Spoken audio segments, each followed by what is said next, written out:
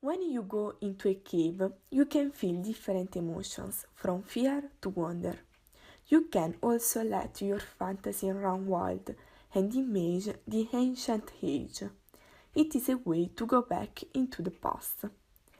This experience allows you to get primitive energies.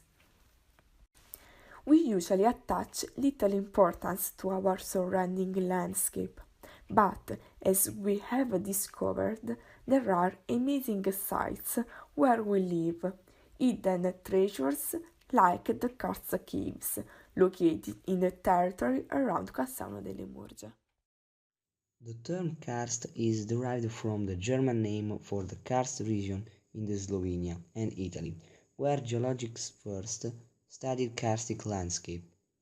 Since the 19th century, whole areas with a similar feature are called karst region.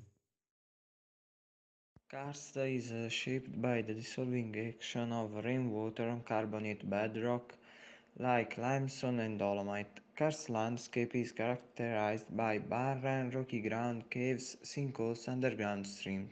Surface streams are absent from karst topography. Rainwater flows through the fissures between two limestone rocks, which are on the ground surface, and penetrates into the soil, digging the rocks below, like the Nisco Cave, one of the three most important caves in Cassano.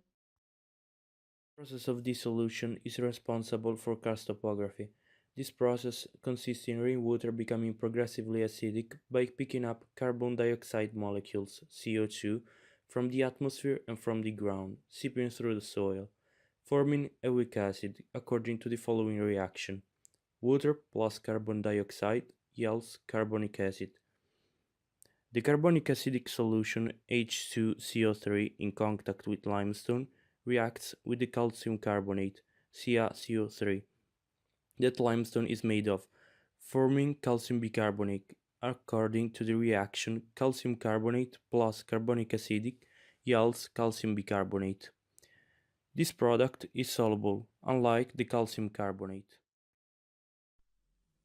Visiting the caves, we have seen that their walls are of different color. This is due to the type of soil through which water flows before penetrating into the cave. For instance, the colors brown, red, gray, crystalline white depend on the presence of both calcite and iron traces, aluminium, manganese. Caves may have a traditionally horizontal or vertical development. Horizontal ones make up caves, a large cavity easily accessible from the outside. The Nisco Caves develops horizontally even though it is not easily accessible since there's a drop of about 2 meters between the external ground level and the internal one. Inside the cave, the walkable path is made uneven by concentration and stones of different size that lay on the floor. Vertically developed caves are called wells, with a depth of a few dozen meters. If they have greater depths or are formed by several wells in succession, they are called abysses.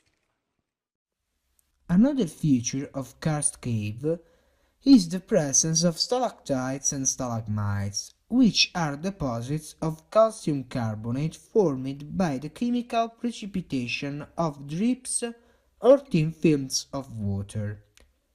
In fact, when calcium bicarbonate comes into contact with the air into the cave, the precipitation reaction occurs, so that the calcium carbonate deposits on the walls and on the ground of the cave. This is the chemical reaction that summarizes the process of stalactites and stalagmites formation. Calcium bicarbonate yields carbon dioxide plus calcium carbonate. Stalagmites grow up on the ground, while stalactites hang down from the roof. The formation of stalactite and stalagmites usually occurs at the same time. In fact, from the stalactite, drops of water fall on the ground and deposit calcite, thus forming the stalagmites. When the stalactite and stalagmites join each other, they form columns. Inside every cave, different kinds of living beings find their natural habitat.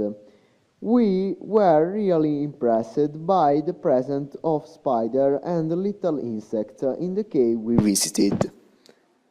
We are glad that we have discovered such precious natural treasures. We were really struck by their majesty and beauty, by the darkness and by the wonderful colors that glisten to the light of our helmets. We felt a mixture of curiosity and fear while sliding down the caves like little speleologists. We were also enchanted while seeing the slow dripping of water from stalactites, the beauty of concretion shapes, and the quietness of the cave's environment.